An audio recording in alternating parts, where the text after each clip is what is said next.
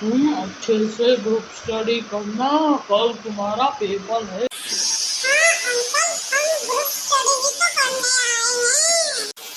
चल भाई अभी ग्रुप स्टडी करेंगे।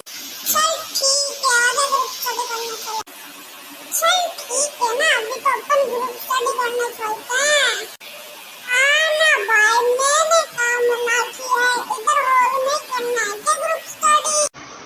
अरे हाँ हाँ बच्चों, कमरे में जाओ ग्रुप स्टडी करने के लिए।